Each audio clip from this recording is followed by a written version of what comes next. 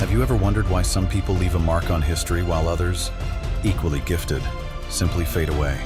Let me tell you a story about two men, Francis Galton and Charles Darwin, both born with brains, both born with potential. But while one changed the way we understand life on Earth, the other, despite being a genius, is almost forgotten. Why?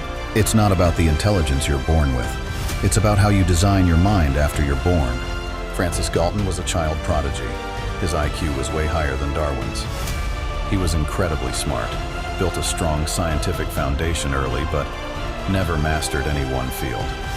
Why? Because he couldn't focus. He jumped from one thing to another. This today, that tomorrow. He had intelligence, but no direction.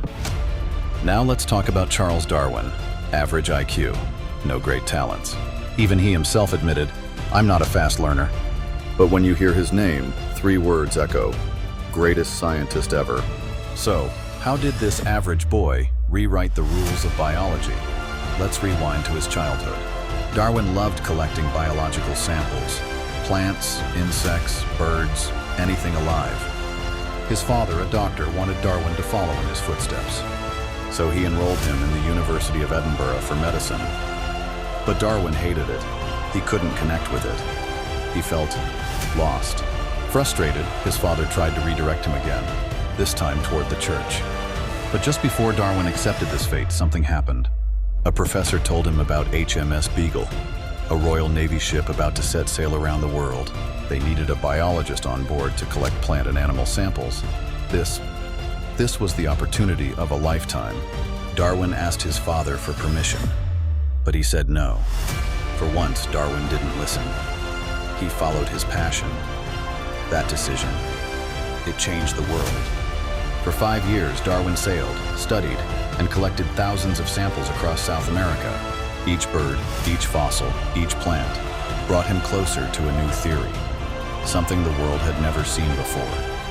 When he returned to England, he locked himself away and dedicated the rest of his life to developing what we now know as the theory of evolution. He faced backlash from society. He had to build social and political skills just to get people to listen. But he persisted, and finally, his theory changed everything.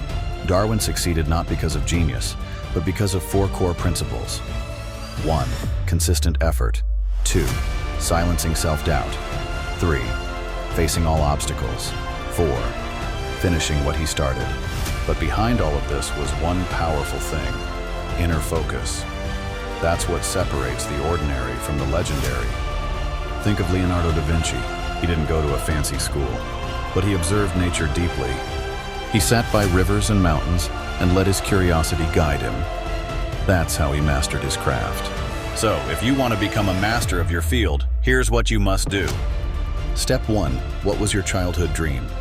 When Einstein was just 5 years old, his father gifted him a compass. That tiny spinning needle, it changed everything. He couldn't understand why it always pointed in one direction. That mystery lit a fire in him, and he dedicated his life to uncovering the unseen forces of nature. Your childhood dream could be your true calling. Step 2. Occupy the perfect niche. Research shows that the most successful people were drawn to their passions since childhood. Go back. What did you love as a kid? There are 2 paths. Path A, Ramachandran method. Try different mini-fields within your interest until one clicks. Path B, Matsuo method. Master one skill. Then, combine it with a second.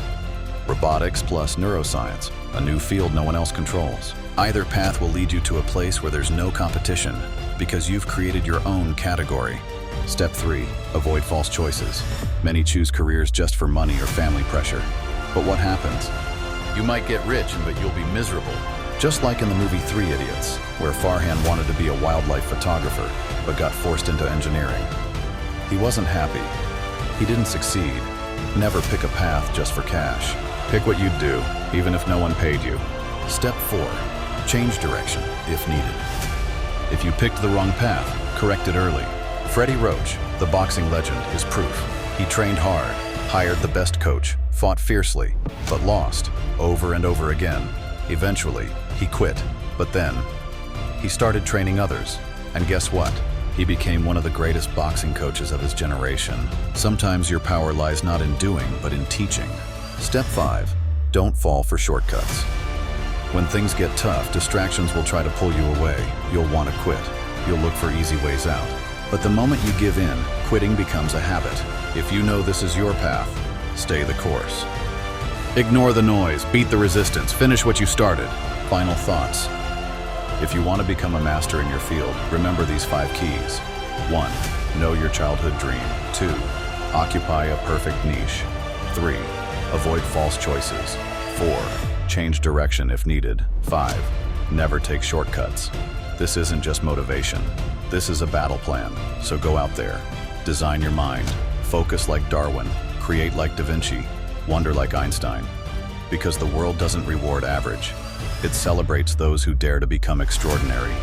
Wish you all the very best.